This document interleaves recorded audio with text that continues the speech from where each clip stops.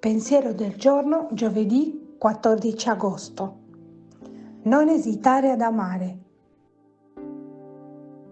Noi sappiamo che siamo passati dalla morte alla vita perché amiamo i fratelli.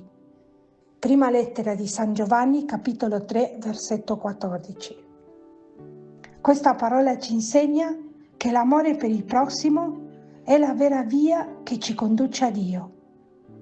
E poiché siamo tutti i suoi figli, a lui non importa nulla di più dell'amore per i fratelli. Non possiamo dargli gioia più grande di quella che gli diamo quando amiamo i nostri fratelli. L'amore fraterno ci offre l'unione con Dio. È una fonte inesauribile di luce interiore. È fonte di vita, di fecondità spirituale, di continuo rinnovamento. In una parola, passiamo dalla morte alla vita.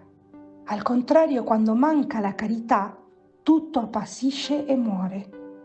Se è vero che dobbiamo amare tutti gli uomini, è altrettanto vero che il nostro amore deve cominciare da coloro che vivono abitualmente con noi, per poi estendersi a tutta l'umanità.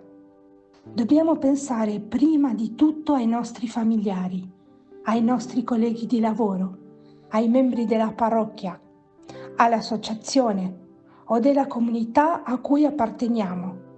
L'amore per i fratelli non sarebbe autentico e ben ordinato se non partisse da lì.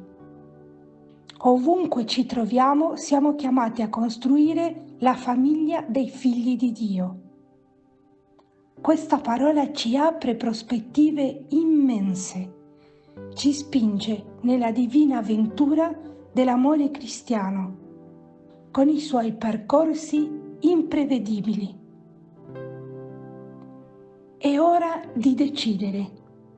Tutti abbiamo fratelli da amare nel nome di Gesù. Siamo fedeli a questo amore. La fede rinascerà, i dubbi scompariranno. La vita sarà piena. Giovedì 14 agosto. Non esitare ad amare.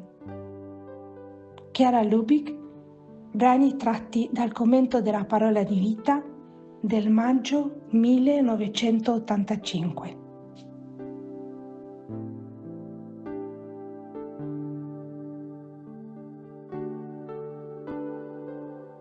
Ciao! Se ti è piaciuto questo video, metti mi piace, dito in alto, e iscriviti al canale. È libero, gratuito e senza alcun impegno. Parola di Vita, agosto 2025. Perché dov'è il vostro tesoro, là sarà anche il vostro cuore. Vangelo di Luca, capitolo 12, versetto 34.